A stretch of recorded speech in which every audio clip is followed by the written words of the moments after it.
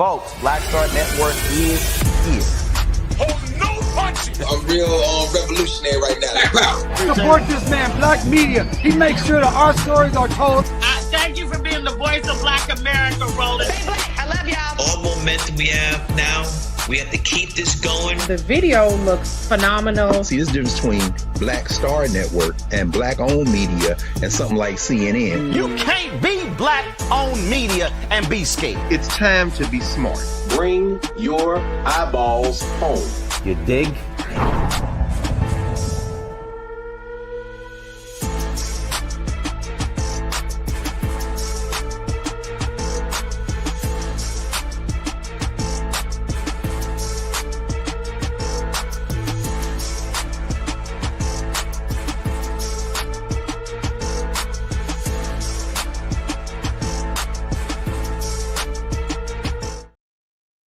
Today is Friday, January 30th, 2026. Coming up on Roland Martin Unfiltered, streaming live on the Black Star Network. Donald Trump administration arrests two Black journalists, Don Lemon, Georgia Fort, and two Black Minneapolis activists related to a protest at a church in Minneapolis. We'll have extensive coverage on these arrests and the implications for freedom of the press. This happened on the same day the Trump administration released millions of pages tied to the Epstein files, including allegations of Donald Trump demanding oral sex from a 13-year-old girl.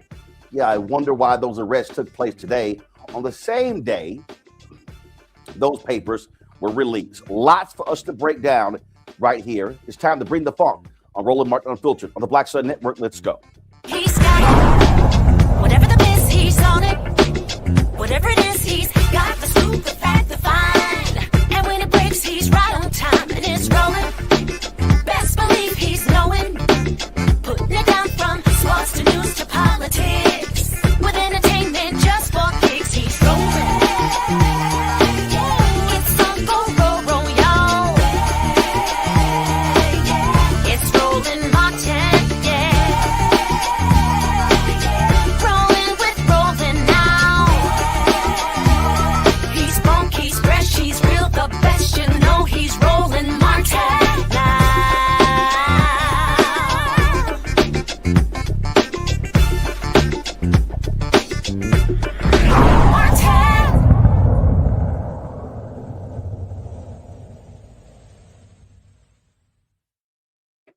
Folks, the story's been dominating headlines all day. The arrest of four individuals, including two journalists tied to a protest in Minneapolis. Three of the individuals that were arrested today, as of right now, have actually been released. Those three individuals include journalist Georgia Fort there in Minneapolis. Also released today were two other individuals, Traherne Cruz, a co-founder of Black Lives Matter Minnesota, and Jamil Lundy, a lobbyist for the Hennepin County Attorney's Office. We still are awaiting word as to whether journalist Don Lemon has been released from federal custody in Los Angeles. The arrest took place early this morning. Don Lemon was arrested in Los Angeles, where he was covering the Grammys, which take place on Sunday. Georgia Fort and the two others were arrested in Minneapolis. We first learned about these arrests with, again, a posting on social media from Attorney General Pam Bondi. Here is a video that she also posted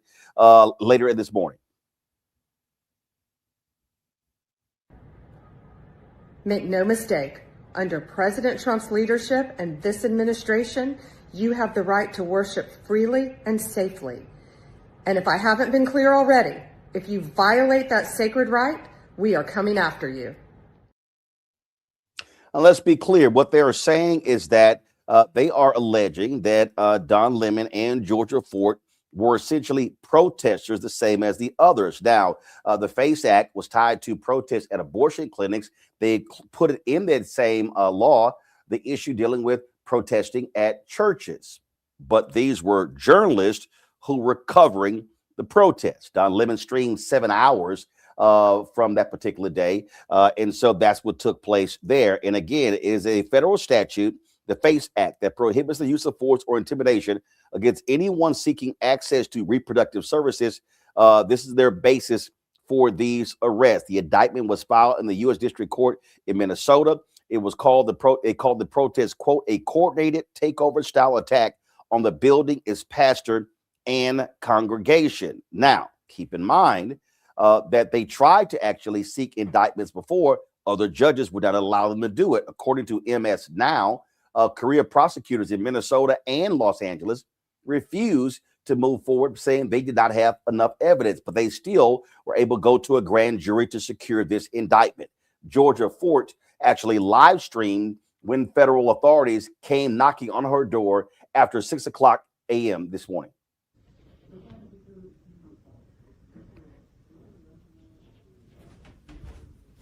Yes. Okay.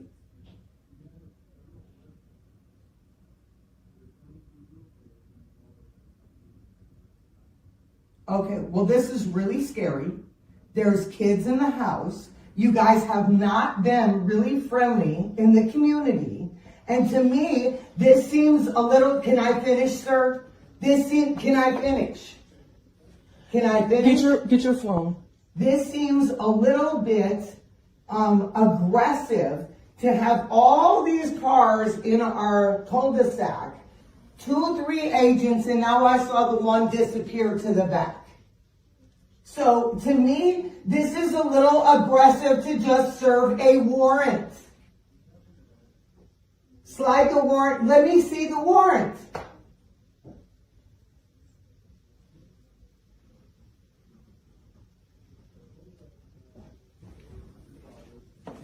Okay. And that, to me, what I have been told, is not a judicial warrant that has me to have to open the door for you. Do you want to wear my black shoes? You guys, I wanted to alert the public that agents are at my door right now. They're saying that they were able to go before a grand jury sometime, I guess, in the last 24 hours, and that they have a warrant for my arrest. I've talked to my attorney, and I'm being advised to go with them, I guess, down to Whipple. And my children are here. They're impacted by this. This is all stemming from the fact that I filmed a protest as a member of the media. We are supposed to have our constitutional right of the freedom to film, to be a member of the press. I don't feel like I have my First Amendment right as a member of the press, because now federal agents are at my door arresting me for filming the church protest a few weeks ago. Again, I don't have a long time here, you guys, but I wanted you to know, for me, agents are at my door right now. My attorney has spoken with them. I did send a relative outside to talk to them. They're showing some type of documentation, apparently, that they got an indictment from a grand jury. I knew that I was on a defendant's list. I did not publish it because it was under seal. And so we've done everything that we can to try and abide by, the advice of our attorneys. But right now, you guys, I wanted you to know I'm going to have to hop off here and surrender to agents as a member of the press. I filmed the church protest a few weeks ago, and now I'm being arrested for that. It's hard to understand how we have a constitution, constitutional rights, when you can just be arrested for being a member of the press. We've seen all these violations. All right, you guys, I gotta go. They're knocking. Yep, she's coming right now. Give me 1 second. All right, guys. You want to? Her family spoke after, as related to these arrests. We're going to show you that in a second. Right now, though, I want to bring up our first two guests: Erin Haines, president of the National Association of Black Journalists; Octavia Treadway, chair of the Center for Broadcast Journalism, a nonprofit organization started by Georgia Fort to help transform the media landscape to make it more equitable for Black, Brown, and other marginalized journalists. Glad to have you, and obviously for our audience. I'm also vice president digital for the National Association of Black Journalists. Erin, I'll start with you. The release that NABJ released today, calling it, frankly, shameful what took place, shocked with this arrest. And I think it's important for us to make a distinction here. They are suggesting that Don Lemon and Georgia Ford violated the FACE Act. So what they are saying is that they were not journalists. They're saying that they were protesters. The reality is and again, I am not suggesting that what the protesters did was illegal or legal. What I'm stating is that if you're charging the protesters for violating the act, I understand that. But to suggest that if you are a journalist covering a protest, even one that you deem as illegal, that is not illegal itself to cover a protest. Roland, that's exactly right. I mean, look, yes, NABJ is concerned and frankly outraged at these arrests. Don Lemon and Georgia Ford were both doing their jobs. They weren't obstructing justice, right? They were practicing journalism. We cannot state that often enough or clearly enough because arresting journalists for news gathering is a direct threat to press freedom. And I really think that's why you saw so many groups standing with NABJ today when we put out our statement. More than 40 organizations and counting standing in solidarity with us because they understand that, you know, these attempts to intimidate and try to silence journalists are really a threat, not just to press freedom, but to our democracy. And so that means that should concern not just every single member of our profession, but really every member of the public. Octavia, journalists there in Minneapolis have been under assault, have been pushed around, have been threatened by law enforcement. And this has been a constant. This hasn't not just residents, not just undocumented people, but journalists, citizen journalists, journalists with mainstream organizations, and also independent journalists have constantly been under threat by Donald Trump's law enforcement invasion in Minneapolis. Yeah, I mean, the statement that we've been making over and over again today is in America, we do not arrest journalists for acting like journalists. Georgia was present at the protest solely in her capacity as a journalist, documenting a matter of significant public interest. That's it. That's the statement. That's it. That's what we have to say. When we talk about covering, and let's be real here, what we're dealing with, Erin, this administration has put a bullseye on media, not just with this term, the previous term, the calling of anything that Donald Trump disagrees with as fake news, the vicious attacks that Donald Trump has leveled against numerous journalistic organizations, but also very specific journalists. He's also verbally attacked, specifically Black female journalists.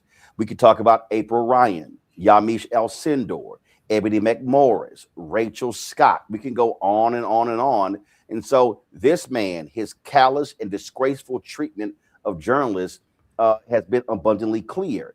And frankly, too many other mainstream journalism organizations have sort of shrugged this thing off as if, well, he's not going to come after us. Listen, when he ran the first time, they pulled the credentials of Jorge Ramos from covering one of their events. They were controlling who got to cover them. Oh, we don't like your institution. We're not going to credential you. And so there has been a constant and consistent attack on journalists individually, as well as media companies by Donald Trump, MAGA, and Republicans. Absolutely. I mean, listen, we saw at the start of this term, the Associated Press being kicked out of the press pool because of their refusal to refer to the Gulf of Mexico as the Gulf of America. And now here we sit here today with the first time that we are seeing in this era journalists being arrested again simply for doing their jobs. But it is important to make this distinction. We talk about all the things that are unprecedented. We know that attacks against Black journalists are not unprecedented. They're historically familiar, unfortunately. We know that Black journalists have been arrested and surveilled and attempted to be intimidated before now. And we know that these threats to our ability to speak truth to power, to cover who and where we are as a country, are a threat to press freedom itself. And that is why it is so important for everybody to really stand up. Because yes, it could be us today, but we don't know who it could be tomorrow in this environment when we know that the free press is very much under threat. Octavia, I've gotten this question from various folks all day. has a GoFundMe or legal defense fund been set up on behalf of Georgia Fort? Because listen, they are pursuing her legally. She's going to have to hire attorneys. We don't know how long this is going to last. And so has anything been established? So there is not an official GoFundMe that has been released. However, you can go to georgiafort.com and you can donate at her website. The donations going to that website support all the work that she is doing in community. Okay. So the question, okay. So I'm going to the website right now, pulling this up. And for those now, when you say it's going, so is this a nonprofit entity or is this a for-profit? Because obviously people are going to ask that question as well. Absolutely. So that is a for-profit. Any nonprofit donations can be directly to centerforbroadcastjournalism.org. That is the organization that I am the board chair for, and those donations obviously will receive 501c3 acknowledgement, sending it to that website. I do want to say, go ahead. No, I just did want to say too, what was so heartening, Roland, you said, you talked about the callous attack. What was so heartening today was that Georgia and her co-defendants, when they were released today, their voices were not silenced. They came out continuing to speak against their arrest and the injustice of their arrest. Yeah, we actually have some of that. We're going to play that just a little bit later. Erin, a final point here. I think people need to understand the attacks are going to continue. Donald Trump sued CBS, forcing them to pay him a settlement. They were trying to get a acquisition done, and so therefore that paved the way for them to do so. Some $16 million. He forced Disney to do a settlement regarding a lawsuit with George Stephanopoulos. He's threatened to sue other media organizations, and so what we're talking about here is an individual who is occupying the White House, who has threatened and successfully sued journalism media companies. They are targeting specific journalists. You have an FCC led by Brendan Carr as the chair.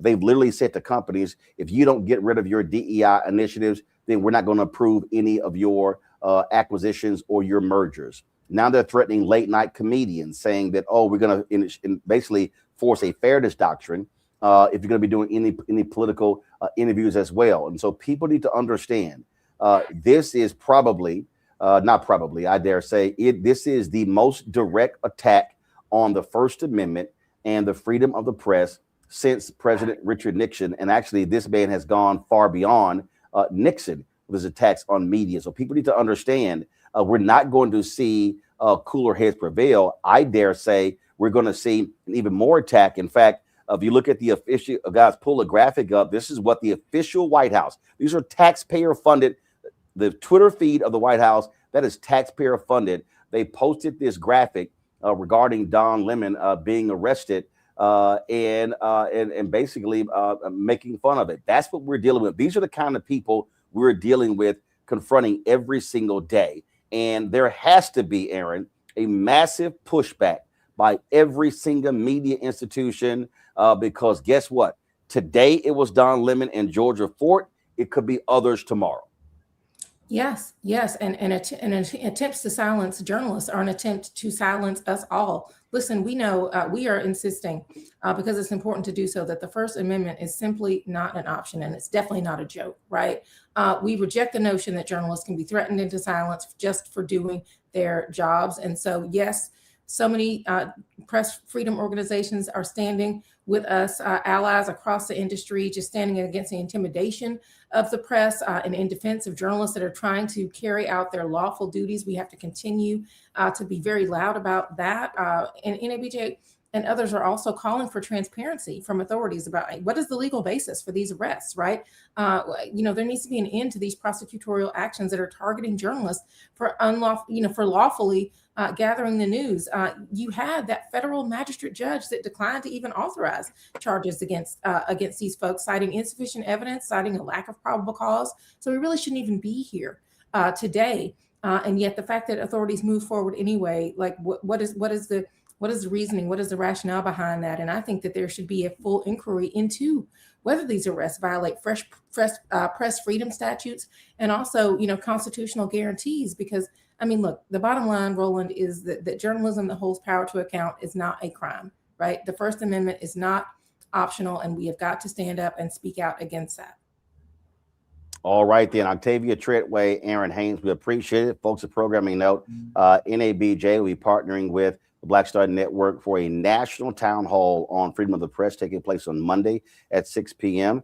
We want to encourage other journalism institutions, celebrities and others to pick up that feed. We want to have hundreds of thousands watching this on Monday because people really need to understand what is taking place here is absolutely a affront to journalism and the right of journalists to do their jobs. And so we appreciate both of you joining us. Thanks a lot. Thank you. Thank you. Folks, let's today, as Octavia mentioned, the family of Georgia Ford spoke out, speaking about this arrest today. This is what they had to say. I'm sorry if I stutter, if I say anything. This is my first time ever doing anything like this. Georgia Ford is my mom, and we are here to call for her immediate release. My mom has been a documenter and a member of the press for as long as I can remember being alive, for 17 years. My mom is being arrested for documenting what happened at City Church. And this is wrong. This goes against her First Amendment right as a journalist, and it's being challenged today. She is not a protester. She is not an activist. She is a mom working to provide for her children through the only way she knows how. Documenting and sharing stories of the community and truth of what's happening here every day in our state. This moment of history just doesn't affect me, it also affects my little sisters who have to wake up and comprehend at the ages of 7 and 8 why their mom has to be arrested too. My 7 and 8-year-old sister woke up today without a mom. My father woke up today without his wife. I'm demanding that my mom gets released. The separation of families will never be right. Thank you.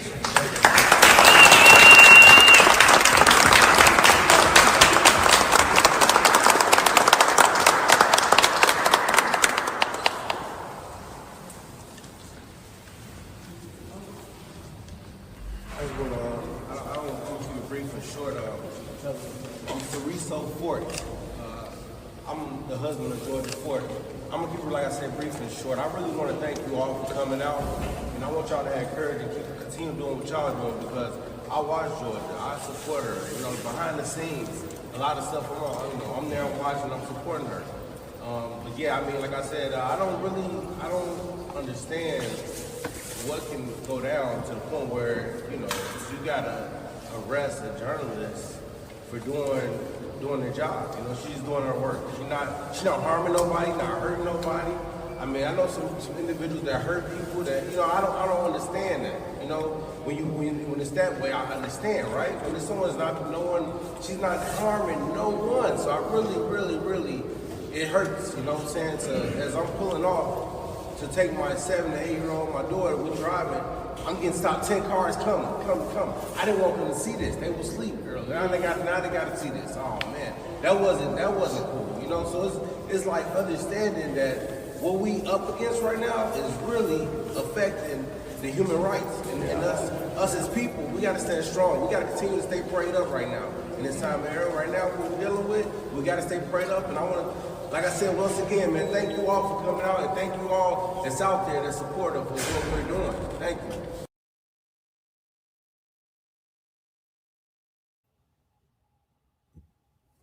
Folks, upon release today, the two activists at Georgia Ford, they also were speaking out upon their release.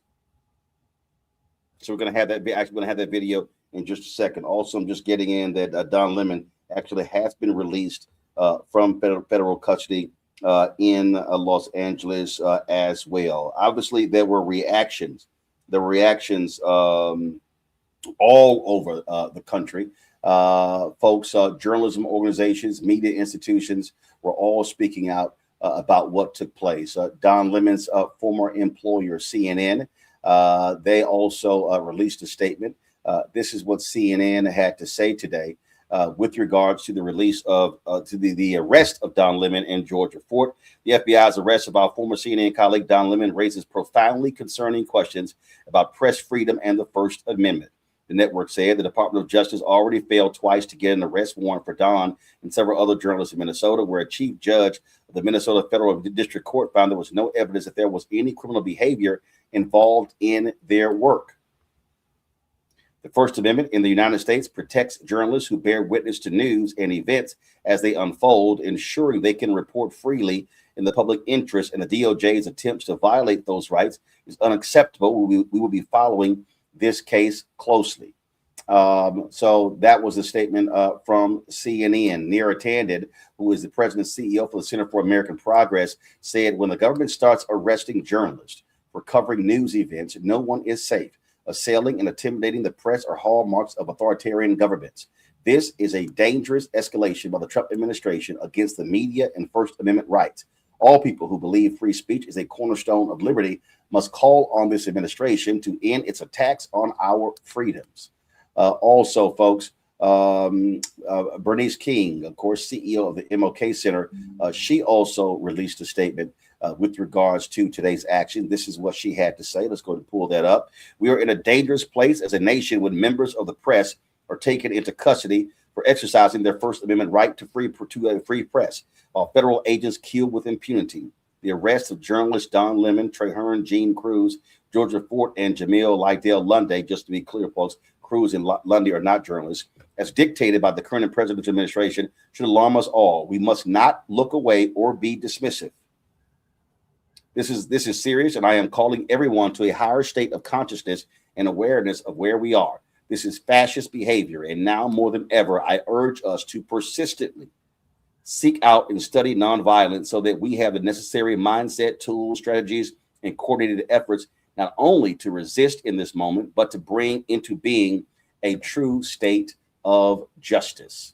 Members of Congress also were speaking out. Congresswoman Jasmine Crockett released this statement with regards to what the actions that took place today in Minneapolis and Los Angeles. Journalists locked up, peaceful protesters shot. Lawfully carrying became a death sentence. Hotels forced to quarter federal agents. People being disappeared off the street with no due process. Granting pardons and immunity to criminals at every level of the government while inflicting cruel and unusual punishment on the people. The entire Bill of Rights has gone up in flames. I feared that if Trump was reelected, that our 1787 Constitution would go through the Project 2025 paper shredder. If we don't speak out forcefully and demand immediate action now, none of us will ever be safe, nor will we ever have any liberty, rights, or self-governance. I'm calling for the immediate release of Don Lemon and Georgia Fort, who are being held unlawfully and without cause by the Department of Injustice. Our country has already become unrecognizable. It is no longer hyperbolic or a metaphor to say we are living in a dictatorship under a wannabe king and his loyal minions. Free Don Lemon and Georgia Fort is the individuals across this administration that should be impeached and or prosecuted. You had, of course, Democratic leaders in the House and Senate also speak out. This is exactly what Senate Minority Leader Chuck Schumer had to say on the floor of the United States Senate today. Last night, federal agents arrested journalist Don Lemon in Los Angeles after he recently covered protest activities in Minnesota. Once again, the administration is behaving no differently from police states and authoritarian regimes across history. They've arrested a journalist for the crime of doing his job. And let's be very clear, this arrest is not just about one journalist in one incident. The arrest is a dark message to journalists everywhere. If you dare criticize this administration, watch your back. That's not a democracy. That's a police state. And that is pure authoritarian bile. Democracy will suffer if the government chokes our civil liberties. Under this administration, the Department of Justice has all too often become the Department of Vengeance. Don Lemon should be released at once and the frivolous charges against him dropped.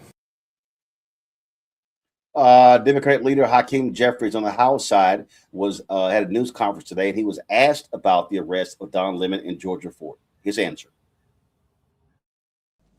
Should we expect any sort of organized response from Democrats to the arrest of Don Lemon this morning? And what do you think that says about the Trump administration? Trump administration has systematically targeted the free and fair press because they want to intimidate America and oppose anyone who is not willing to bend the knee to their extremism. We are not going to be intimidated at all. The free and fair press is central to the foundation of American democracy. Thomas Jefferson famously made that clear, that he would prefer a country that had newspapers over government as opposed to governments over newspapers. This is central to who we are as a country. And so Don Lemon, we know, is an accomplished journalist who was doing his job as part of the free and fair press. There's no legitimacy, no basis to Don Lemon's arrest, no basis to the arrest of the other journalists. And the American people are not going to stand for it. And House Democrats are going to stand up for them. And the rights of the free and fair press as central to American democracy and our values in terms of who we are. But how? I issued a statement as it relates to where we are right now. It just happened. And so we haven't had an opportunity, even as members of Congress, to talk to each other about next steps. But of course, next steps will be forthcoming. Thank you, Mr. Leader. I'm sure you've been monitoring what's going on in the Senate. What's your reaction to the fact that there's not a deal yet with the government deadline looming? Do you have any plans to speak to Speaker Johnson between now and when the House gets back? And do you think that 2 weeks is enough time to negotiate the reform? All right, folks, we can bail out of this here. Come on. We have to deal with the issue. Let's go. Come back to me. Let's go. Thank you very much. That is, of course, that was the Democrat leader. As I said, Don Lemon, a federal judge ordered him released, did not have to pay a bail. He did make some statements upon his release, and we're actually pulling that video right now. So I want to have that. Let me bring in my panel right now. Joining us on the panel right now is legal analyst Candace Kelly. Glad to have Candace on today's show to walk us through these particular charters and break down exactly what they mean. She, of course, joins us. She's the legal analyst and host of Takeaway with Candace Kelly out of South Orange, New Jersey. Matt Manning, civil rights attorney at Corpus Christi, Texas. Win Cooney, CEO and co-founder of Politicking out of Washington, D.C. All right, Candace, I want to start with you. So they are explaining this federal law that they are using as the basis to arrest Don Lemon and Georgia Fort. And for the purpose of the conversation, I'm purposely separating Lemon and Fort from the two other individuals who were arrested today. Let's talk about from a journalistic perspective. What are they trying to assert here? So the government is trying to assert that Don Lemon actually conspired to violate the civil rights of those people who were in the church. Now, this actually comes from a law called the FACE Act. It came about in 1994. It really had to do with reproductive rights when it was being looked at before it was passed. The only way for legislators to actually get it passed was to add people who were, congregating and wanting to go to church. And that's the only way that they got the abortion part of it, okay, so that people could go peacefully in order to get an abortion.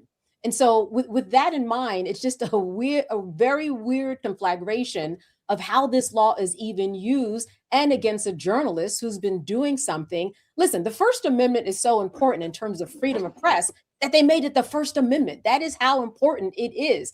There are laws on the books for journalists that are not afforded to anybody else. I mean, from copyright laws to not giving up their sources. But here's what we know and what's going on in this urban warfare. These laws don't matter anymore. And that's the takeaway from everything that's going on today and everything that's been going on since Donald Trump came into presidency. The laws that are on the books are being chipped away little by little things like this. Let's go ahead and set a precedent and arrest Don Lemon. At the end of the day, anybody who is in the reach of, let's say, ICE agents, for example, yes, you have rights if you are on American soil. It doesn't matter. You're supposed to get a judicial warrant. It doesn't matter. Now we know the administrative warrant is good enough. And those warrants are signed by ICE agents to go into your house. At this point, like Don Lemon and anybody else that was arrested, it now becomes a process of what is the evidence? Now, some of the evidence that they are saying in this 12-page indictment looks like this. They are saying that he ignored requests to leave the church. They're saying that he met with others and there was a conspiracy. He said that this particular indictment said that in addressing other people that he allegedly met with and conspired with, he used the term we because he was a part of that process. And then they also said that he took steps to maintain some type of operational secrecy. So you got to start looking at the evidence when the evidence we know does not hold. It's BS. This we know. The part of the process that I think that we all should be looking at is the fact that they are taking him through this. I think that is the part that they want to put him through. They know once it gets to court, it's not going to hold up. I mean, it's going to be terrible precedent. You're not going to have any journalist being able to cover anything. This is why 5 judges already said no, that there was no probable cause. So here we are now. Now it's going to be all about the evidence. And I think that whether you are arrested by ICE or whether you are arrested because you are a journalist or even just someone who's a protester, you better be recording. You better get your evidence ready because it probably won't hold up. But they just want to take you through this process right here for embarrassment, just like they did Comey, just like they did James, right? We know that this is a part of the process to just stick it to you and put you in the news the way that they are doing right now. And I think that that's the biggest takeaway from everything that we are seeing. But ultimately, it's conspiracy to deprive civil rights acts, civil rights, very laughable. Matt, New York Times wrote this here. The federal magistrate judge who reviewed the evidence approved charges against only 3 of the people, Levy Armstrong, Chantel Allen, and Nikema Levy Armstrong, Chantel Allen, and William Kelly. He refused to sign arrest warrants for Mr. Lemon and the others, citing insufficient evidence. The Justice Department then petitioned a federal chief judge in a federal district court in Minneapolis to issue the additional warrants, only to be denied. And what they then did was they kept going and kept going. And as I said, MS Now reported that there were career prosecutors in Minneapolis and Los Angeles who saw their evidence and said, this ain't it.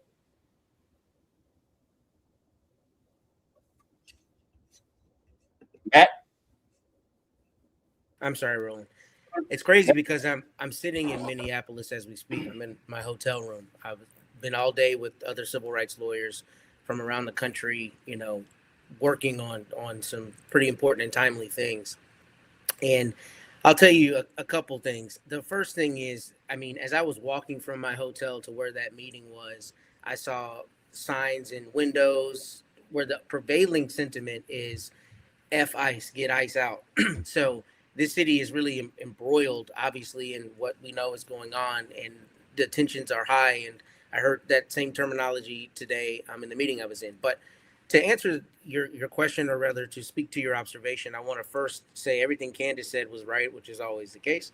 But in addition to that, this is a way overreach. I read the indictment. This is at best state criminal trespass charges. So this is about the cruelty being the point. The cruelty is the point. The process is the point. Parading you out as, a person who's allegedly violated the law is the point. And I think Candace is 10,000% right.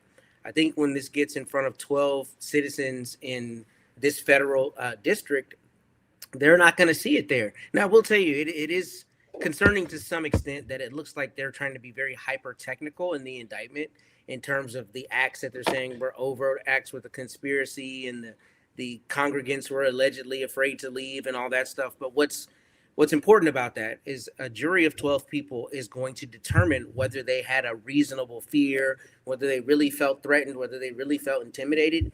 People coming in and making noise and maybe disrupting a church service is not tantamount to intimidating you or threatening you or scaring you or any of those things. A couple other very quick things that I think we haven't really discussed. But first, it's very possible for a journalist to be there and have their constitutional rights both as a journalist and as a citizen, right? So in looking at this indictment, there's allegedly, a command from the pastor that people needed to leave. People didn't leave, allegedly, right? So that's important because at best you're looking at criminal trespass under those charges. But until that happens, until someone, at least with the way it works in Texas, until someone is commanded to leave and refrains from doing so, if they're allowed to be there, then it is not per se a criminal trespass. I know this is not a criminal trespass as charged, but my point is, at best, you got a state low-level criminal charge if you have anything at all. But what I also think is very interesting from the indictment is it seems like the government must have tried to flip somebody already, because the first part of the indictment talks about all these conversations that allegedly constitute the overt acts where they were planning the conspiracy. But what I was thinking as I was reading that is the only way the government could potentially know that is if someone told them about what allegedly happened as the plan before they went to the church. And that, I think, is a very intriguing thing, just kind of academically, but it's also very concerning because I suspect somebody was leaned on pretty heavily by the federal agents to get that version of events that they then went to the grand jury with. So I think this is a great overreach. I think Candace is correct completely. And I think at best, this is state criminal charges. And if you look at them in the context of journalists, there's no question the First Amendment is sacrosanct. But even if you look at them as citizens, going into a church and, maybe disrupting a service is not the same as trying to divest people of their civil rights to religiously worship or to worship. And I think this is just a gross misapplication of the law. I think it's going to blow up in their faces when 12 people are in the box looking at the evidence. This is what it was called Operation Pull Up, Wincuni. And then this is what the indictment says. All defendants met at a shopping center for a pre-op briefing during which Armstrong and Allen advised other co-conspirators, including defendants Kelly, Lemon, and then they got a couple of the names that are wiped out, Lundy, Cruz, Fort, about the target of their operation, and provided instruction on how the operation would be conducted once they arrived at the church. Once at the church, all of the defendants entered the church to conduct a takeover-style attack and engage in various acts in furtherance of the conspiracy. In furtherance of the conspiracy and to accomplish the object thereof, defendants Armstrong, Allen, Kelly, Lemon, two names were been blacked out, Lundy, Cruz, Fort, and together with other persons known and unknown to the grand jury, committed various overt acts, including but not limited to the following, and it goes on and on and on. Now, keep in mind, when they went to that federal magistrate, he said that there were that the federal magistrate said they would not do charges against Lemon, Fort, and these two, Cruz and Lundy, and others. And so the interesting thing is, like, okay, so you're claiming all these people were here, but you couldn't get an indictment against the others, but you got an indictment against these four. So it goes to show you how this is going. But I think Matt is absolutely right. This is all about send the threat. It's all about terrorizing. It's all about saying we're going to make you go through a living hell and put all of your stuff out there. And just like they did, James Comey and Tish James, even though those cases blew up in their faces. This is a classic case of tyranny and terror, Roland. I think what we see here with the arrest of Ford and Lemon, this is a clear case of political retaliation. Let's speak candidly about this. This has no legal bearing, as we've heard from Matt and from Candace. And what we do see is that Black and brown journalists and independent journalists continue to be attacked under this administration. I woke up this morning not knowing if I was in the United States or North Korea. We are living under an authoritarian and totalitarian regime. We're seeing this happen again and again and again. We're seeing our government continually overreach to persecute and prosecute people who are simply doing their job. And my fear is that as we continue to move into this digital and physical authoritarian state, that there is no checks and balances from the other branches of governments. And that's the scary thing. I'm really happy to see that the magistrate judges pushed back initially, but we see that this government continues to find ways and go-arounds to do what it wants. And so it's extremely important that that Black media, free media event that you have going on Monday, Roland, that's so important because this is only the beginning. They're making an example out of Ford. They're making an example out of Lemon. we could be next, quite frankly. And I think it's really critical for us to really think about what this means for the implications of free speech in this country. Folks, Don Lemon, again, the federal prosecutors tried to argue for a $100,000 bond. A judge rejected that. He was released without having to pay a bond. He also was allowed to travel to France in June as the case is pending. This is what Don had to say once he was released from federal custody.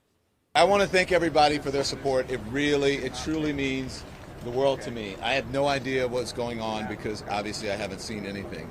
I have spent my entire career covering the news.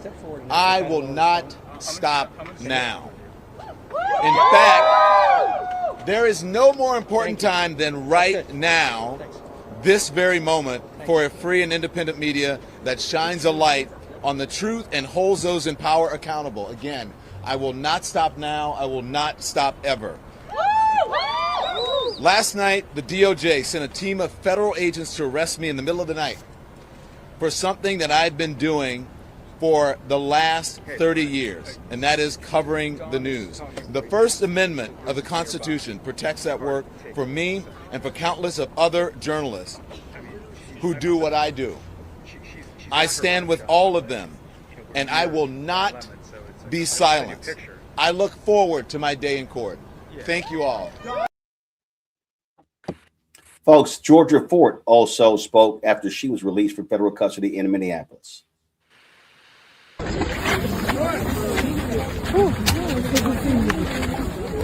First of all, I just want to thank community. I want to thank community for being here today. Thank you. Thank you for showing up. Thank you. Thank you to my legal team for showing up and for representing me. And to the media, thank you for standing in solidarity with independent journalists. I know as an independent journalist, I have challenged us to move forward as an industry. But the fact that you guys stood up for me today shows me that we are moving together. And so to all the media who made a statement on behalf of me, thank you so much.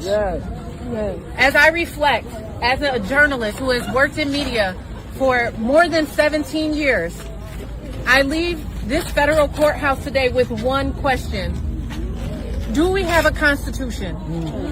Or not?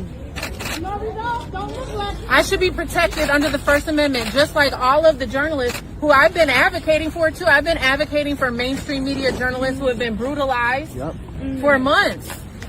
Do we have a constitution? That is the pressing question that should be on the front of everyone's minds. And so to everybody who showed up today, thank you. Please continue to support the other people who are being charged. Obviously, because there's ongoing litigation, there is not much that I can say beyond what I'm saying now.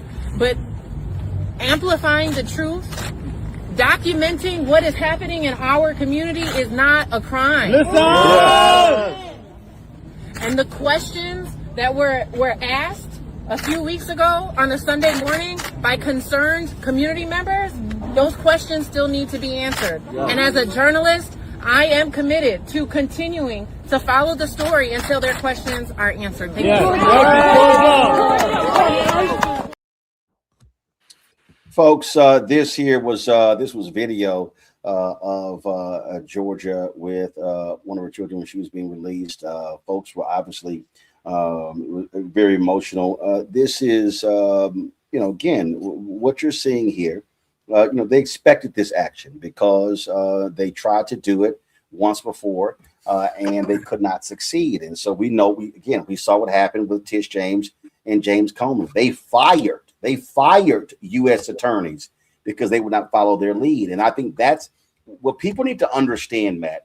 These people are such thugs. These people are so evil. There's no such thing as no, don't. I mean, look, the guy who threw, I think they tried 2 or 3 times to indict the guy who threw a Subway sandwich, who threw a sandwich at law enforcement in Washington, D.C., finally went to somebody else, got indicted on a misdemeanor. They lost in court in 35 minutes.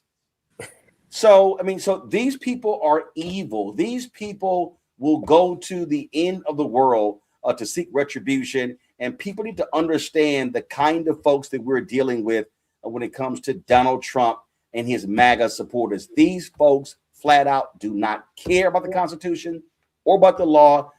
I've said numerous times, they have no morals, no values, no principles, no ethics, no integrity, no honor, no decency. I mean, you said it all. I don't even really need to add anything to that. You're 100% right, especially because we see them, bastardizing the process. And that's one thing I kind of wanted to mention that is very scary about this. I was a former prosecutor. I've presented to grand juries before. Obviously it's just the prosecutor in the room, but what is so terrifying about this is that the system is predicated on the idea of good faith, right? The idea of things being done when you actually have evidence, things being done when there's actually been harm, things being done when there are actual violations of offenses, not weaponizing a system where you can go and get an easy indictment, especially in a situation like this, where you have a magistrate who is being, looking at it with a fine-tooth comb and who's declining to put charges on certain people. That's incredibly important because very often with the grand jury, you've got 12 citizens who are being presented the evidence in the light most favorable to a prosecutor, and he or she is asking them to return an indictment. That's much different than when you have somebody actually on the bench calling the balls and strikes and looking at whether it's there or not there. And here, you go around that, right? It's not enough of an impediment that the magistrate said that there was insufficient evidence. You just find another way to indict it. And that's scary, looking at just how the entire institutional process is set up. It's not supposed to be used that way. And of course, there have been abuses over the years, many, many, many abuses. But the scary part about that is if you find the right person who's willing to go and get that indictment, then you can leverage the system in the way that they're weaponizing it. And it's a tough thing for me, and I think for a lot of people, because even though we've known there have been these abuses over the years, if you have any belief whatsoever in the institutions, they're not supposed to work this way. And in real time, we are watching that they're being leveraged the way that they are to cause harm, to cause political vengeance, and to bring, things like trumped up federal charges, which is terrifying, right? That you don't like this person and you just decide you want to go arrest journalists for doing their job. And more than that, even the people that are there congregating, I mean, you got to hope that 12 people, a jury, looks at this right and determines that the evidence isn't there. I don't suspect that they're going to have any issue with that. But the fact that you're being put to task and put to trial on such a terrible indictment with such scant evidence is a terrifying thing, but it's the reality that we're in. And I think people like me, have to realize those institutions probably have never existed the way we thought they did, but they most certainly do not exist that way now. And we have to have a new approach to basically everything.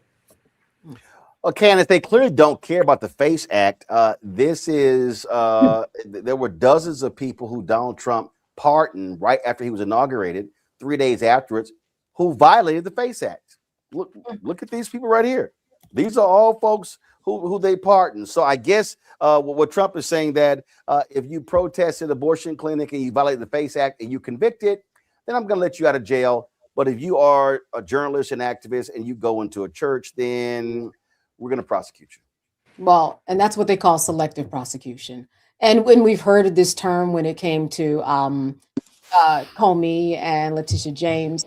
But I think what's key here, especially what Don Lemon said, is that obviously he's going to fight it and it's not over, but it really, really isn't over. I mean, first you have his case, then you have whatever case he's going to bring, which he should, because he's going to be doing it in the name of all journalists, in the name of First Amendment rights, whether it's how they defamed him, whether it's how there was false imprisonment, whether it's selective prosecution. I mean, search and seizure because they seize his person.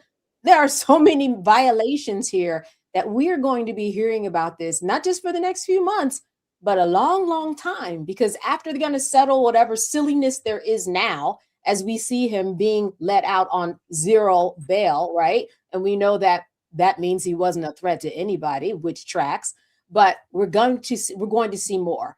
And we should see more from Don Lemon because he has every right to get on his side of the law and sue, because all of these laws that they are creating a narrative that he has violated, they have violated against him. So we're going to see a lot more in this vein. I also think it's very interesting that as you mentioned earlier, we saw what happened with Donald Trump and what he did to ABC and Paramount, New York Times, even though that failed, he's got a lawsuit, multi-billion against the Wall Street Journal. Now he's coming after non-legacy media, which speaks to the power of journalism and what we can do as journalists when we don't work at an ABC or a CNN.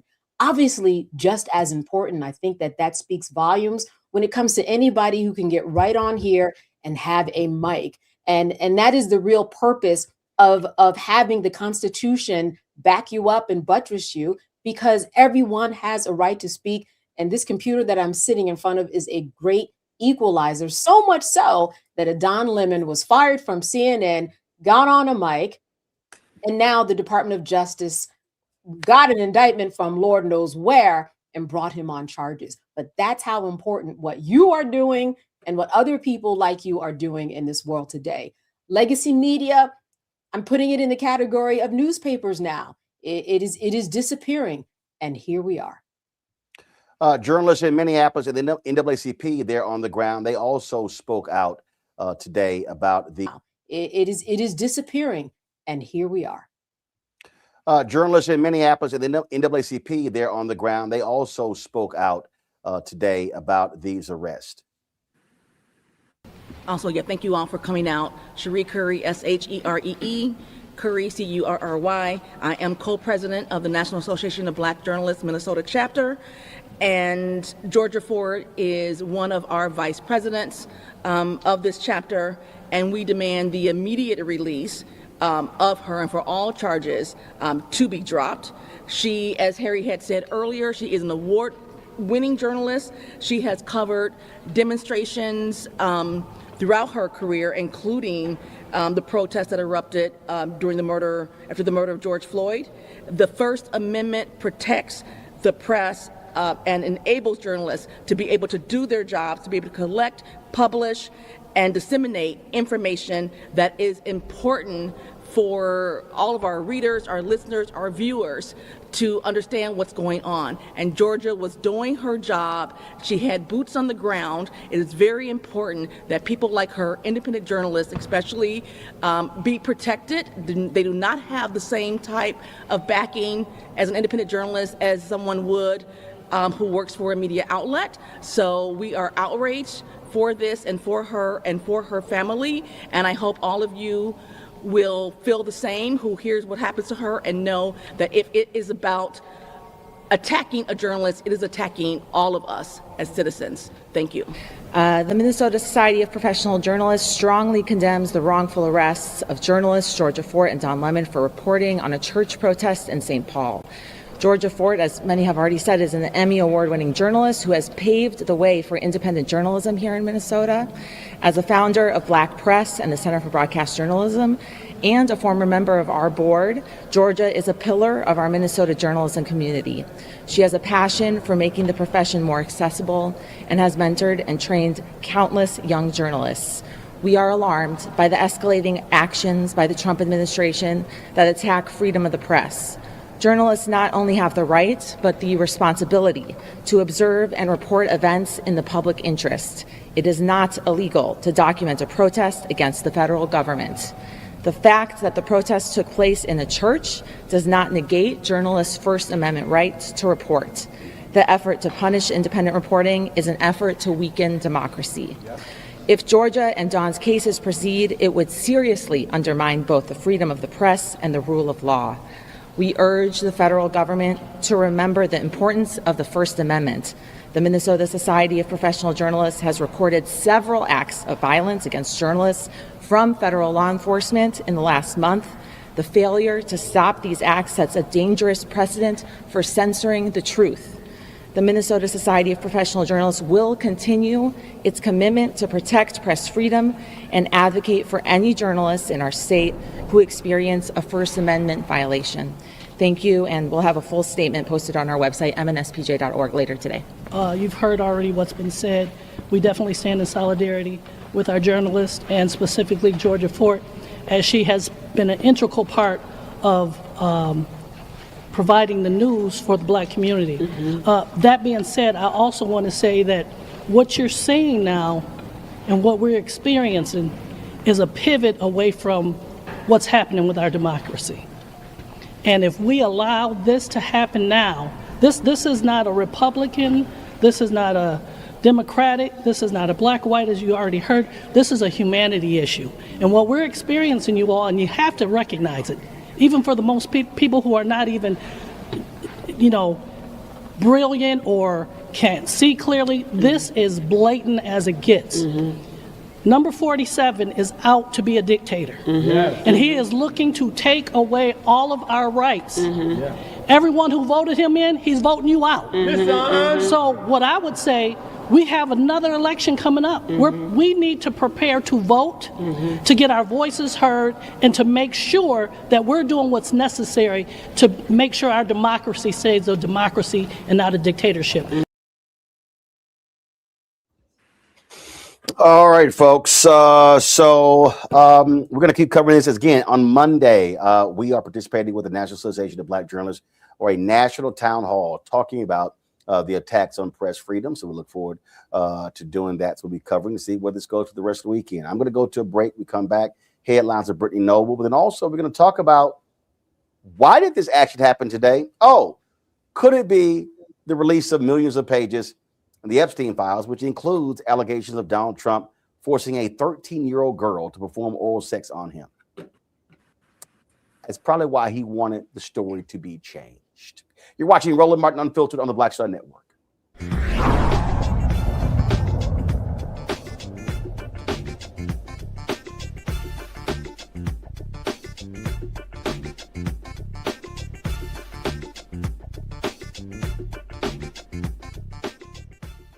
They said the quiet part out loud.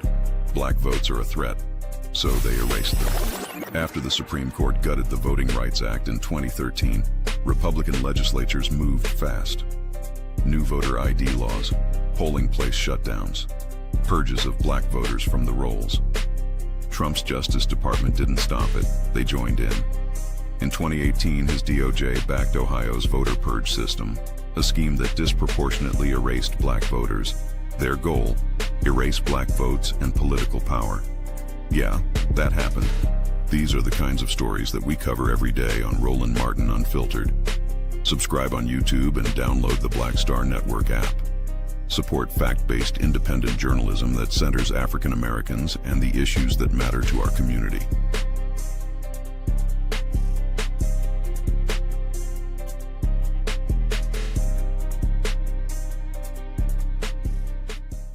If in this country right now, you have people get up in the morning and the only thing they can think about is how many people they can hurt, and they got the power, that's the time for mourning. For better or worse, what makes America special, it's that legal system that's supposed to protect minorities from the tyranny of the majority. We are at a point of a moral emergency. We must raise a voice of outrage. We must raise a voice of compassion. And we must raise a voice of unity. We are not in a crisis of party versus party. We are in a crisis of civilization, a human rights crisis, and a crisis of democracy itself.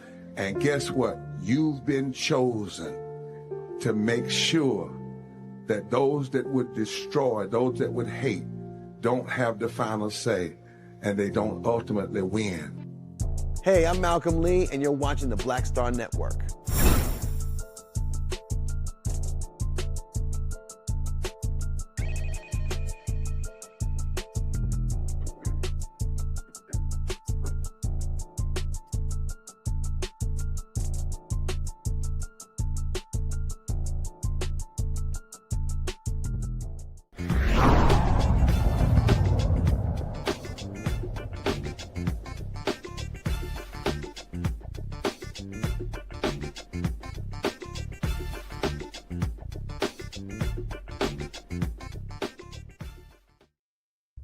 All right, folks, time for Black Star Network headlines with Brittany Noble. Professional lightweight champion boxer Gervonta Tank Davis has bonded out of jail in Miami following his arrest It's related to a domestic violence suit from last October. Police were looking for Davis for 2 weeks after issuing a warrant for his arrest on January 14th. He's facing attempted kidnapping, false imprisonment, and battery charges. 31-year-old Davis had run-ins with law enforcement in South Florida. Last summer, he was arrested on domestic violence charges, which were later dropped. A pregnant North Carolina officer dies after doctors delay life-saving care. C.G. Graham, who feared her pregnancy would kill her, died after failing to get urgent heart treatment or get a timely abortion, despite repeatedly seeking help from doctors and clinics. Graham had a history of atrial fibrillation and thyroid disease. Some of those symptoms showed up as palpitations and a shortness of breath. Medical experts who later reviewed the case say the 34-year-old's death was likely preventable and illustrates how abortion restrictions and gaps in cardiac training are reshaping care for high-risk pregnancies. A new debate is growing over whether more Black doctors automatically means better outcomes for Black patients. A group called Do No Harm is challenging a study by economists Michael Frakes and Jonathan Gruber that linked higher numbers of Black physicians at military hospitals to improve outcomes for Black patients. The group argues the research never directly compared Black patients treated by Black doctors versus non-Black doctors and says some of the best outcomes actually happened with non-Black physicians at more diverse facilities. The parents of Kendrick Johnson are still fighting for truth and justice. You may remember his story. The 17-year-old's body was found rolled up in a gym mat at a Georgia high school. But new evidence from the Georgia Bureau of Investigation medical examiner dispute initial reports. The motion was filed in the federal court by the Johnson family this month. According to Kendrick's parents, new evidence from a 2013 Lowndes County Sheriff's Office narrative report may change the case from an accidental death to a homicide. The additional evidence consists of multiple photographs and a school resource officer's report that appears to contradict the official investigation and forensic reports. Johnson's father questions how can two officers responding to the same incident at the same time file exact opposite reports concerning the appearance and condition of his body. Well, the case has been closed multiple times by local and federal authorities, but his family has maintained that he was murdered. Also, new information on unemployment has been released by the Bureau of Labor Statistics. It shows that Black workers face persistently higher unemployment in 2025 compared to other racial groups. The report links those disparities to federal hiring freezes, rollbacks of diversity and affirmative action policies, also a government shutdown that paused key labor data. By November, Black unemployment rose above 8%, the highest level since 2021. And 1 year later, and retail giants Target is still reeling from the boycott, showing people that there is power in money and unity.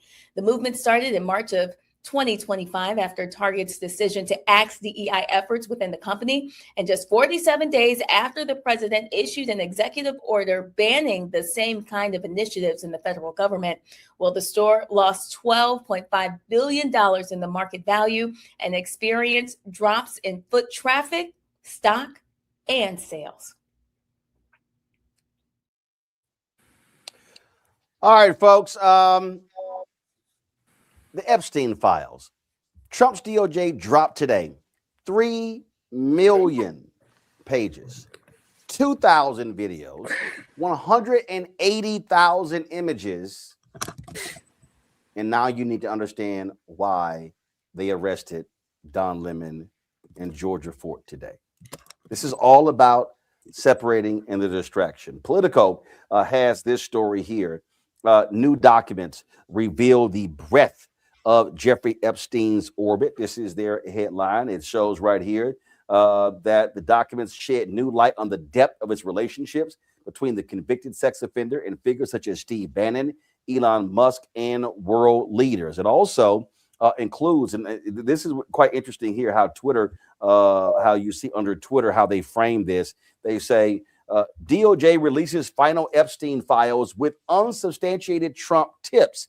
Well, that includes a 13-year-old suggesting that Donald Trump forced her to perform oral sex on him. And so now here's what's crazy. They put the information out. Oh, then all the Trump stuff, got deleted from the DOJ website.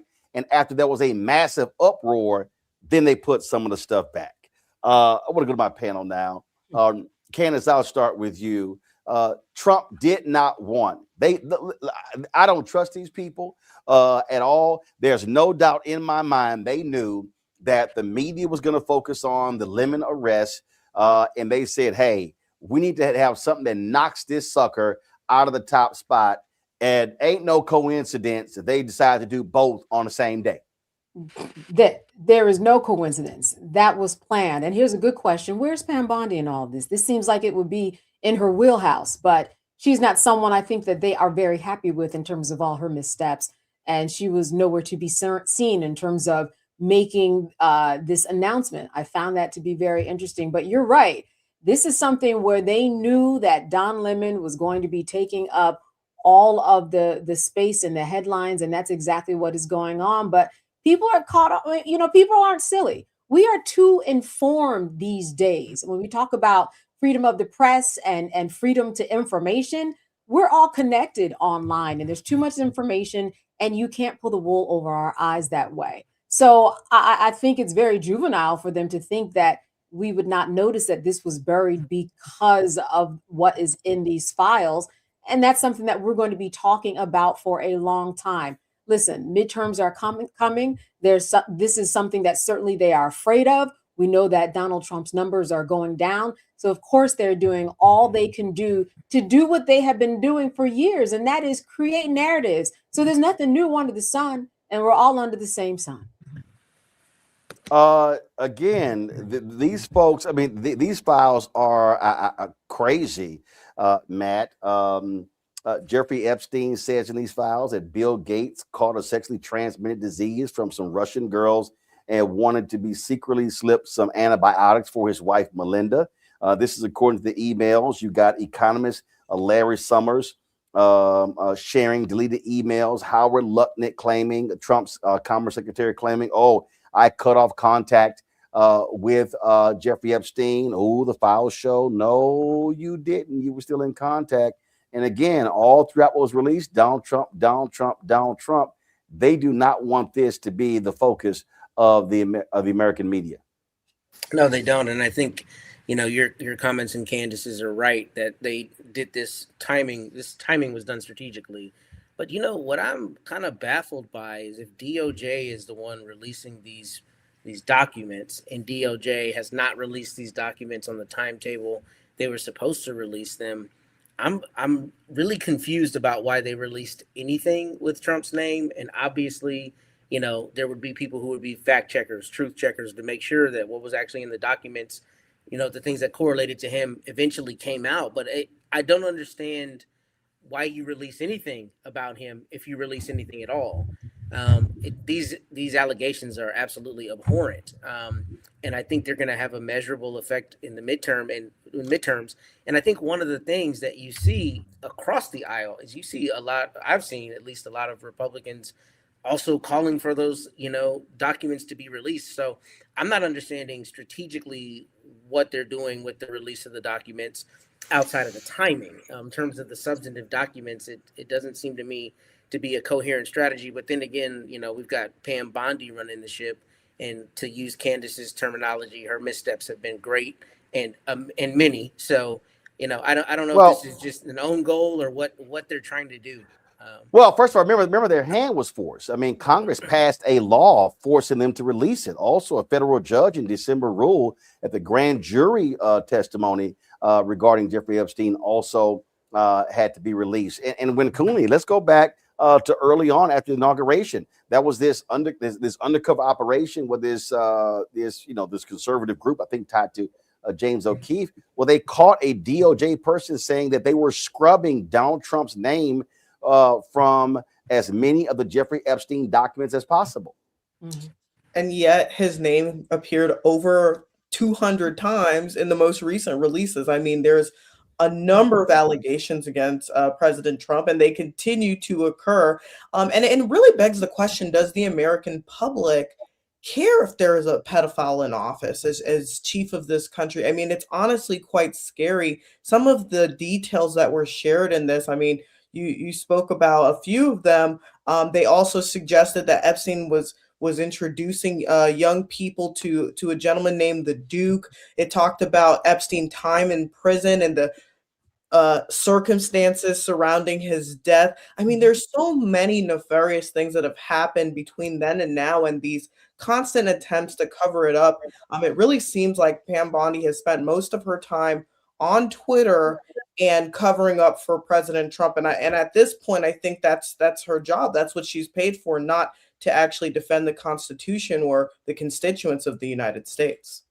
Well, remember, you also had Kash Patel, FBI director, who went before Congress.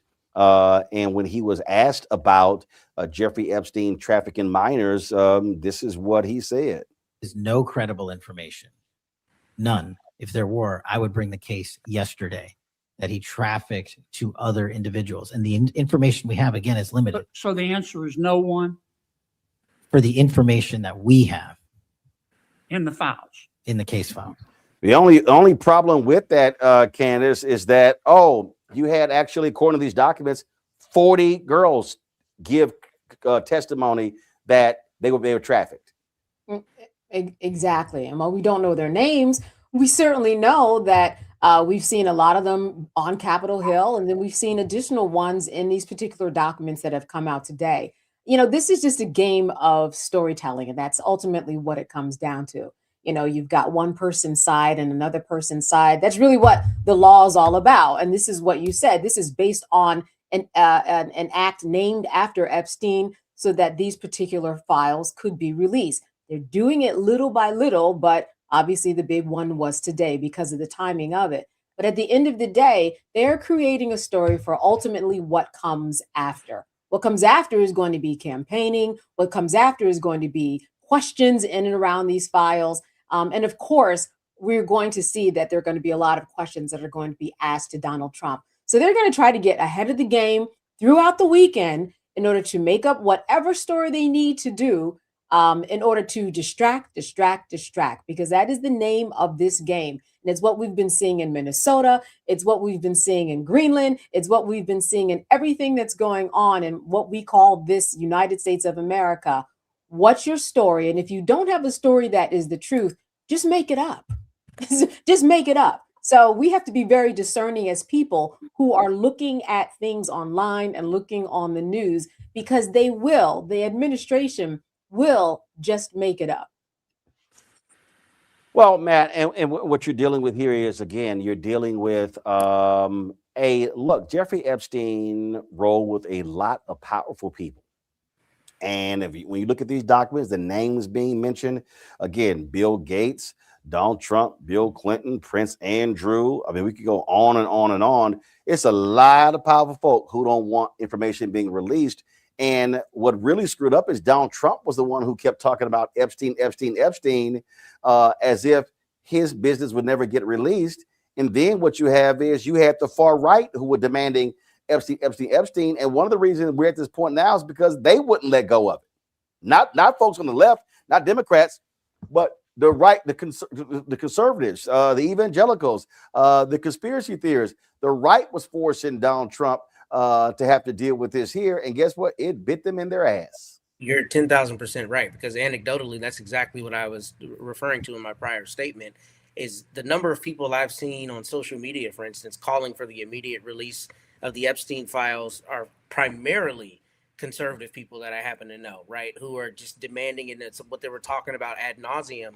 So keeping it in their own mouth, the Trump administration, when he was talking about it, I mean, it seems to me to be an own goal. I don't know how they ever thought they were going to try to get away from any of this stuff. And clearly they've gone through and tried to scrub a lot of the records. And, something Candace mentioned, I think is really important here, right? Maybe part of the play is that some of these things will never be able to be substantiated. I know there are many people who gave statements. There were deep investigations, right? But maybe their thought is many of the things that are in these Epstein files are things that can never be substantiated, and they're therefore uncorroborated. And you can try to one-off it and say it's, whatever, political or somebody trying to smear you. But to your other point, you've got a lot of very, very prominent, wealthy people in those records in those files, and there's a lot of mutually assured destruction that's going to come, number one. But number two, there's way too much smoke to not be fire. And I don't know,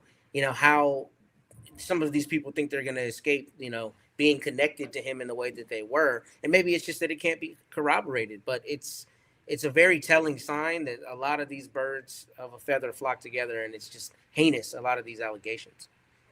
Well, and the thing here in Cooney, they're going to great ends to obfuscate, to obscure, to get people to turn away. I mean, this is just what they do. They are excellent at doing that. And it's no shock they would actually drop these 3 million documents on a Friday. It's called, take out the trash when you drop something on a Friday. And then, of course, it's arrest going on. And so we see the game they're being played. But guess what? It's not going away. And I'm like to all the folks on the right, y'all keep lighting his ass up. Going right ahead. Listen, I think we have to ask ourselves, what's the difference between Vladimir Putin, Jinping, Aquarian Eritrea, and Kim Jong-un? These are all totalitarian and authoritarian regimes.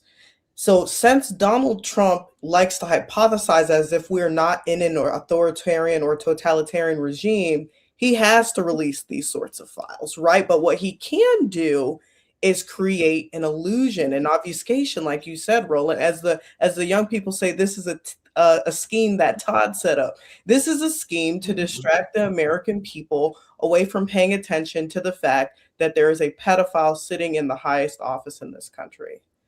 Like Matt said, there's too much smoke to not be fire. How can someone that has been a convicted pedophile, convicted sex offender that allegedly killed themselves mysteriously, right, only for these files to come out with photos, with conversations, with testimonies against these millionaires and these billionaires and these people that are all part of the hegemony, like that they were said, birds of a feather flock together. Donald Trump is not only amongst them, but quite frankly is leading the goalposts towards this, again, terror and tyranny that we're seeing in the United States. We're going to continue to see this, and we're going to continue to see the obfuscation. Where there's smoke, there's fire. We have to continue to follow the through line. Whenever I see things like major arrest happening, I'm actually curious what else is happening that day. Like you said, they were able to upload files and then delete them. They would only be able to do that if they had a distraction, like the Don Lemon arrest. So while Pam Bondi is online saying, when life gives you lemons, she needs to be concerned about her boss being tried in court for being a sex offender. He should not be occupying office. He should be thrown into jail as the sex offender that he is. What I think is important for us going forward, Candace, I'll go to you first, is to understand that we are literally dealing with a thug in chief. We are dealing, there's no such thing as guardrails. There's no such thing as firewalls. Donald Trump will use every part of the federal government apparatus to indulge his craziness. I recall the other day hearing a story, and they were talking about the first time that idiot was there, and a discussion about Venezuela came up, and Trump goes, well, military options. And one of the individuals said, I think it was H.R. McMaster who said, this was John Carl telling this story.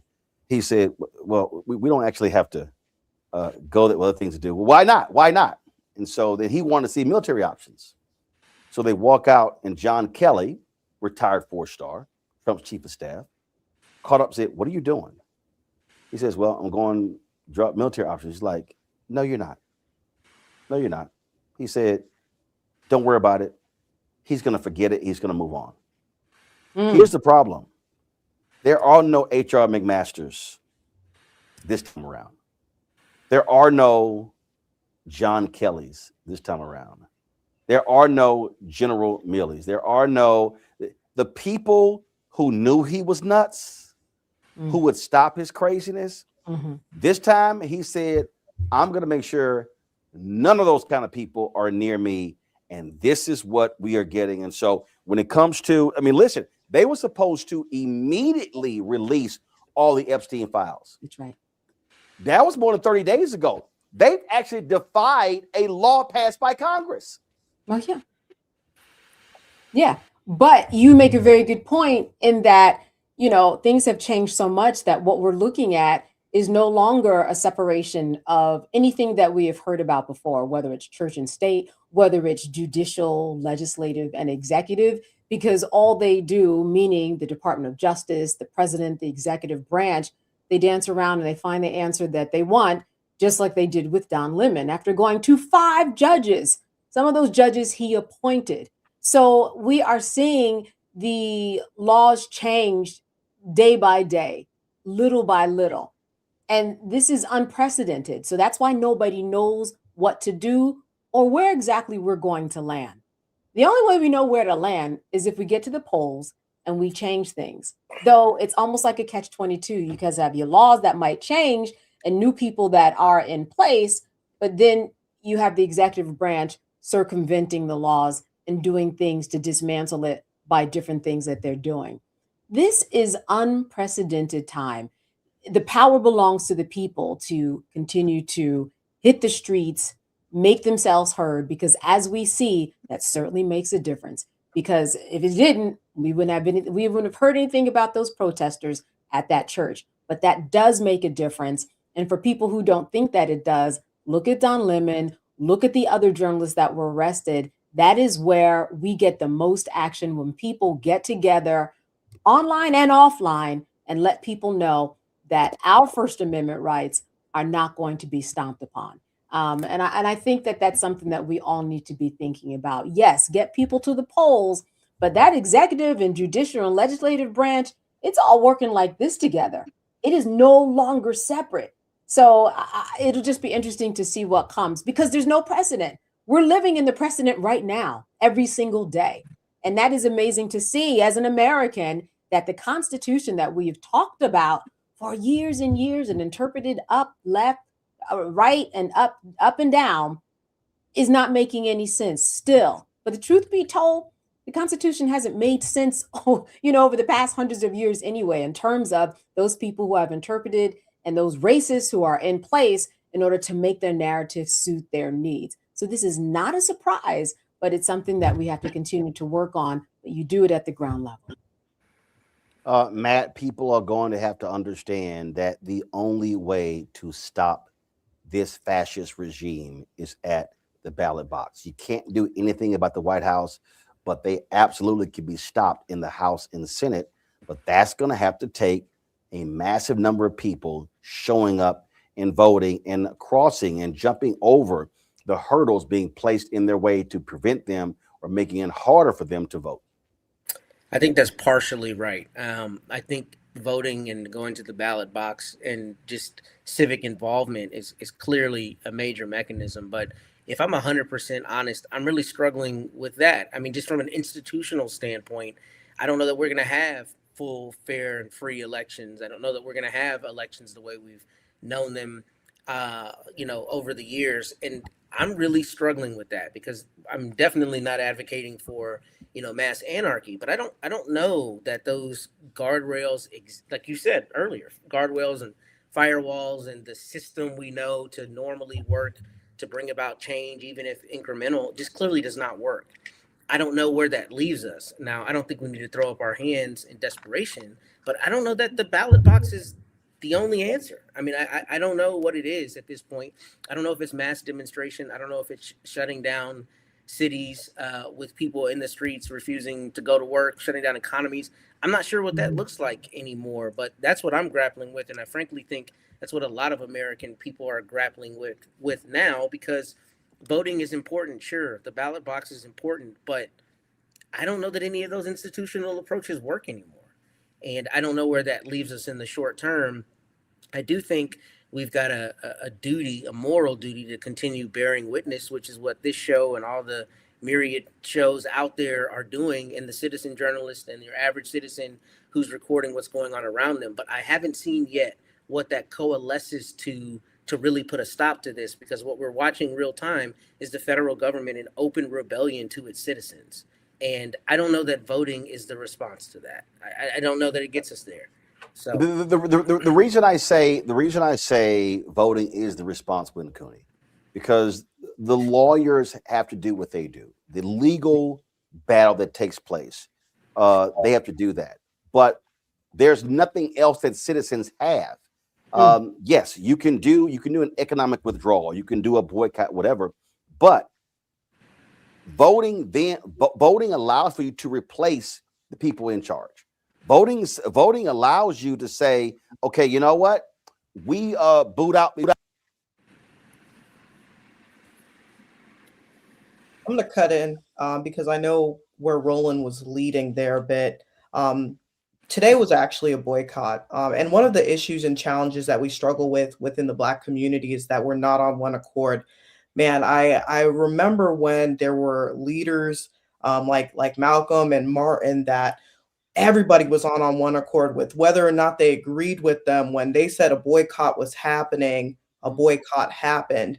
And we're not seeing that anymore, right? We struggle with figuring out who the clearly defined leaders of not only our political parties, but of our culture are. And I think when we think about what Matt's points were, they're really salient in that a lot of us are throwing up our hands and saying, listen, I don't know what's next for the future of America. But one of the things that I always like to do is point people towards their history. I've read a really good book some years ago called The Wretched of the Earth by Frantz Fanon. And it talks about the types of governments that silence, censor, and violently suppress dissenters, including journalists, intellectuals, and activists. This is not the first time something like this is happening. We are in the midst of a colonial regime, right? That's being held in agreement by police soldiers and ICE agents right now, right? And so we really need to figure out what the clear conscience of Black America is. I think it's very clear that we're combating white supremacy right now on some of the highest levels that we've ever seen, certainly in this lifetime. But I think it's time for the African American community to truly start organizing. And like Roland was saying, I think voting is one way to do that. And that's the very reason why we created politicking, to work with historically disengaged and disenfranchised communities and educating them on what will appear on their ballot. But what's missing within the Black community right now is true demonstrated leadership. We have to champion these leaders. We need to go back into the Black church, right? The Black church, the nation, the Black Panther Party. When we think about the legacy organizations that our freedom kind of was built upon in this country, we don't see our activity in those organizations anymore. So I think it's really time for us as a people to collectively circle back to what has historically worked for us, while including innovation, while including digital media like we have now, while including the younger generation of influencers, figuring out how to champion our message on the front line. That's the aspect that I think is missing. Yes, let's vote, but let's also make sure that we're collectively organized, because right now Black America continues to be fragmented, and that's why we continue to be held at mercy from white supremacy. So here's the thing that I think we have to recognize here, and why these forces converge. Last night, a couple nights ago, I was looking at some old episodes of The West Wing, my favorite, all-time favorite TV show. And there was an African president who was meeting with the White House in order for them to gain critical drugs because HIV was ravaging the country. And he goes into the Oval Office and he's told that a coup is happening in your country. And he tells the president, says, I need to get back to my country. He said, Mr. President, I can't allow that. He said, they have the airport, they have the radio station, they have the television station. I have said this for years. I have said to people for years that the second most powerful institution in the world behind the military is media. And I've said that because anytime there is a coup, anywhere in the world. What's most important? That is, you get control of the media. Why? Because you're able to control the hearts and minds of mass media. Why did the devastation in Rwanda? Why was that devastating? Why was it so devastating? Took place in Rwanda. Easy, because they were using the radio to spread lies, falsehoods that hype the people up. And so this is what happens anywhere in the world. You control the media. The United States, being a republic, we're not a democracy. We are a republic because we have elected representatives. So we're not actually governed directly by the people. We were governed by the people, we would be a democracy. But we actually elect people to do the governing, so therefore we are a republic. Which means that being a republic and we elect people to govern, that means that our most sacred responsibility, because not everybody in media, not everybody in the country are journalists, not everyone is reporting, which means that the one thing that somebody watching or listening, one thing that somebody in Florida, in California, in Maine, in Texas, in Wyoming, in Idaho, in Tennessee, in Kansas, and Iowa, as well as North Carolina, as well as Alaska, Hawaii, Mississippi, Arkansas, North Dakota, South Dakota, Washington State. The one thing that all of those people have is the ability to actually vote. I don't say right to vote, because the right to vote per individual is not actually enshrined in the United States Constitution. And so what I am saying is, this is how you actually stop what is happening here. The reason Donald Trump and MAGA are able to do what they do is because Republicans control the House and the Senate. And they are so scared of him that he gets to act like a king. Because when you talk about how the country was constructed, I call founders 1.0 because they were not truly founders. They were founders for white people.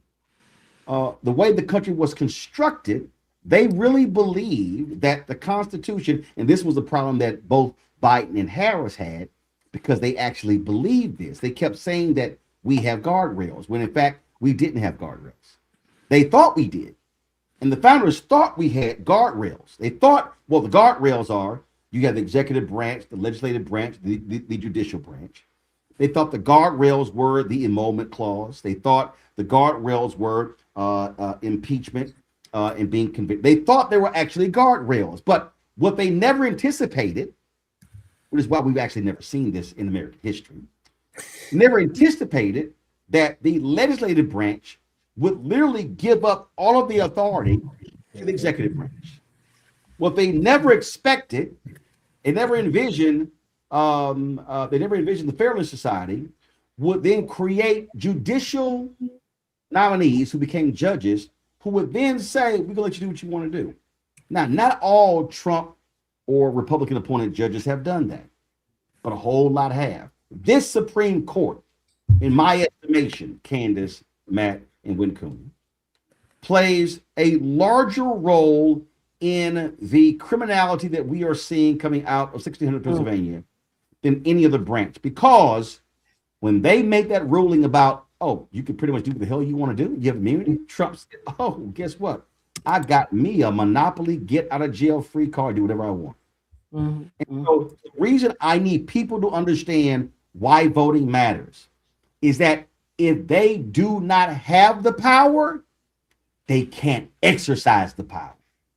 And we have the ability. I mean, I'm sitting here reading, Texas Monthly has this article on the absolute insanity that is playing out at my alma mater, Texas A&M University, and how the right wing is just controlling and dominating what's going on there. And it's called Texas A&M Melting Point: 5 presidents in 5 years, high-profile firings and cancellations, crackdowns on dissent, inside state leaders' efforts to remake one of our finest institutions. It lays out what they're doing. The only reason that is happening? Because Republicans completely control the state. Because no Democrat has been elected statewide since 1988. I'm talking about governor, lieutenant governor. I'm talking about secretary of state, attorney general. We can go down the line. That's what we're seeing right here. And so too many people are sitting on the sidelines saying my vote doesn't count. It doesn't matter. It does. Because what they fear, and here's the thing, and it's going to final round of comments here for all three of you. What they fear the most, and Donald Trump articulated this, he begged Republicans, y'all gotta keep the House. Y'all don't keep the House, they're gonna impeach me. Y'all listen, we gotta keep the Senate. Let me say it again. If Donald Trump Republicans lose the House and lose the Senate, he knows he can't do what he is doing. And if he loses the Senate, they don't have to let through a single one of his nominees. They can completely shut it down.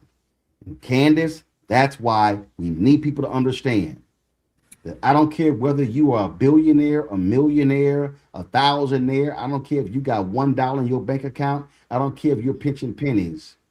The way to stop the madness, the way to stop this fascist regime is to shut them down at the ballot box. And if people turn out in massive numbers, 90 million people did not vote in November. 616,000 African Americans in North Carolina, 1 million African Americans in Georgia. Folk need to understand, you can shut this down. You can stop this, and you can keep them from doing what they're doing. But if you stay at home and they maintain power, then you've given them the right to do so. And Trump today said it from the Oval Office. Oh, it was a silent majority. They voted for these things. They voted for this crackdown. They love what they're seeing. If you do not love what you're seeing, well, then damn it, you better show up. That's right. And we know how important it is for a lot of reasons, especially this week when we saw the executive branch still, what was that, in Fulton County, looking into buildings and taking out boxes and figuring out, more information about the 2020 election. We've already crossed that bridge, but it was that important that 6 years later, they are still in that same lane. That is how important it is. He's still trying to prove things that he knows he can't prove, but he's still on a hunting expedition for that.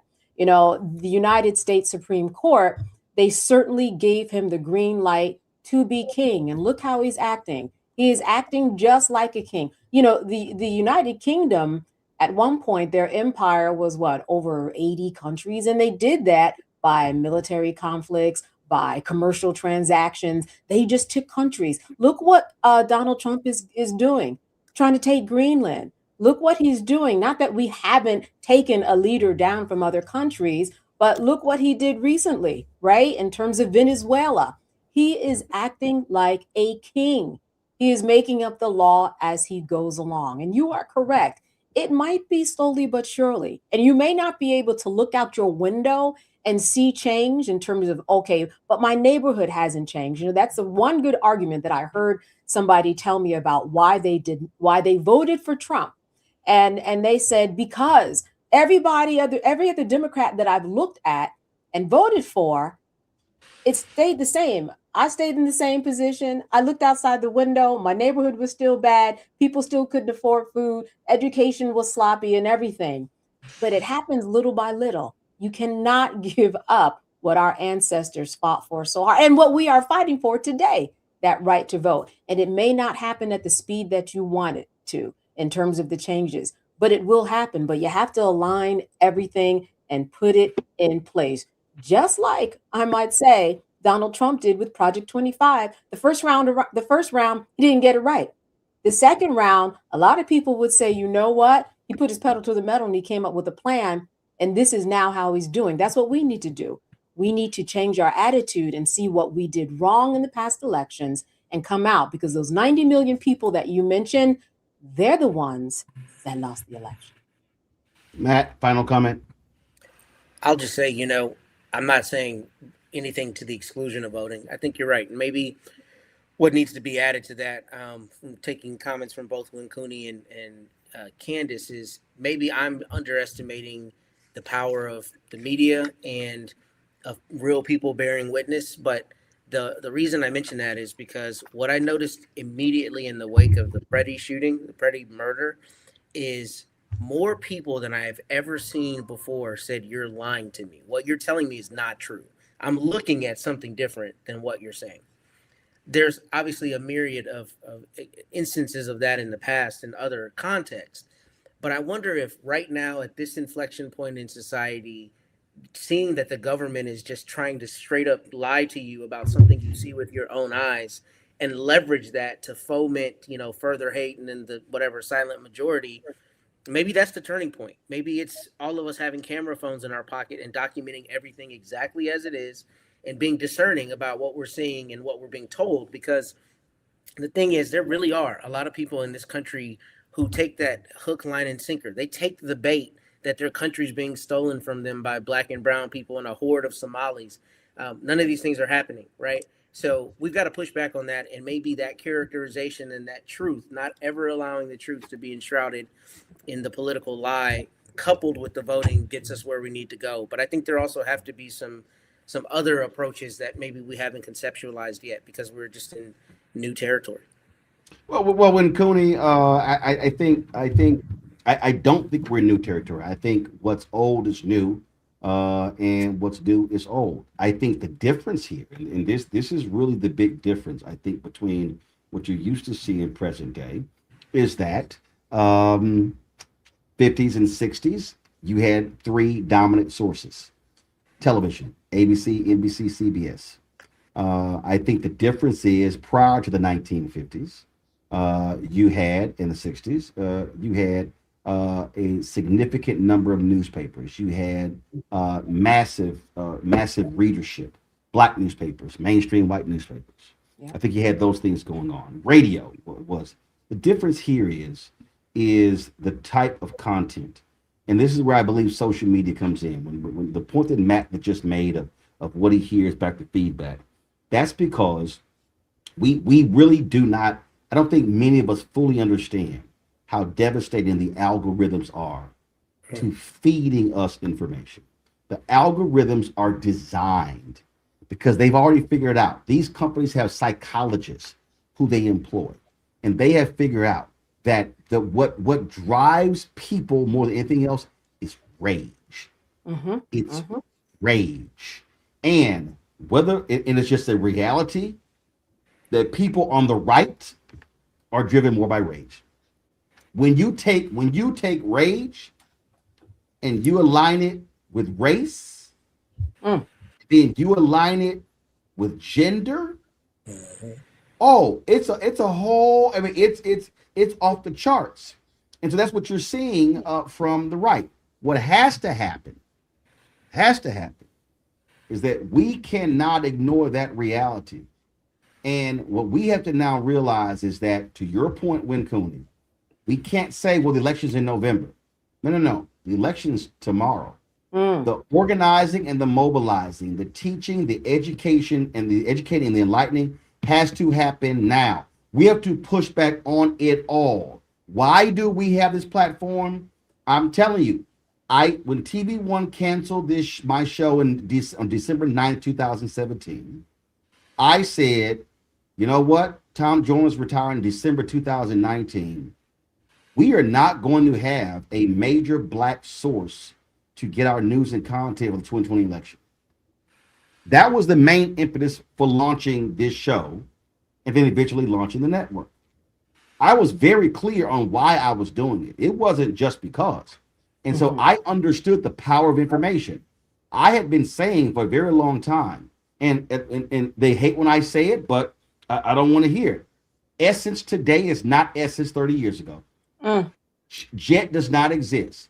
Ebony is essentially an Instagram page. Our black newspapers are not what they used to be. And so the reality is we have a dearth of news and information. I ain't talking gossip. I'm not talking some housewife. I'm not talking some boxer. I'm not talking some basketball player. I'm not talking the debate between LeBron and MJ, who's the GOAT, as if Bill Russell and Kareem did exist. All of that. But we literally have Black people who are not getting real, credible, factual information. And that is the death knell of a society. The death knell of a society is when you have an uninformed electorate. And that's what we cannot have. And these people, they can be stopped, but the people can only stop them. Cooney, you have final comment. That's what we're combating against every single day. I want to start by saying thank you, Roland, for the work that you're doing. Thank you, Don Lemon, for the work that you're doing. Thank you, Georgia, for the work that you're doing. Independent media, independent journalists are the lifeblood of our community. We know silence is complicity.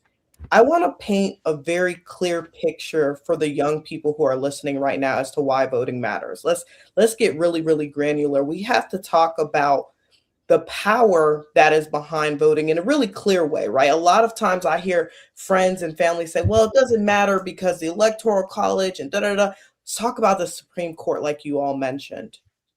Donald Trump nominated 3 of the 9 sitting members of the Supreme Court. 3. That's 1/3 of them.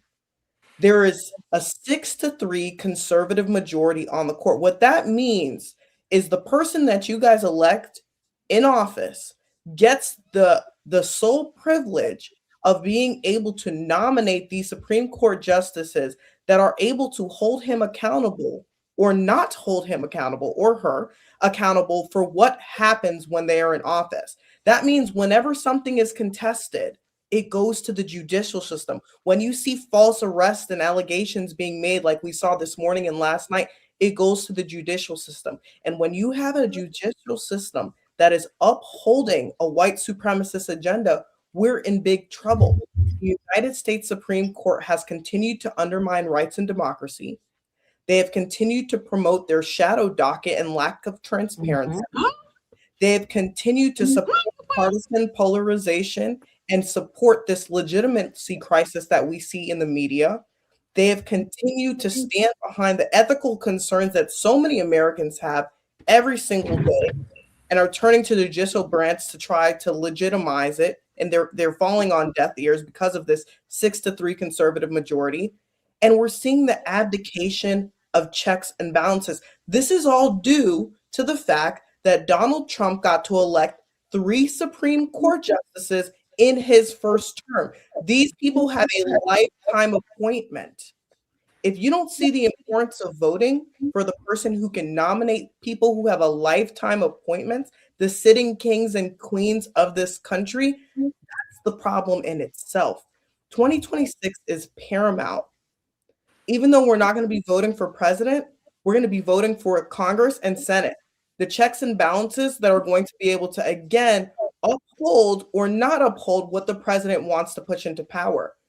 With the Donald Trump presidency, we see the swing of authoritarianism. We see him using authoritarian power and executive power each and every single day. The only way to combat against this is to have a Senate and Congress that looks at least a little bit blue.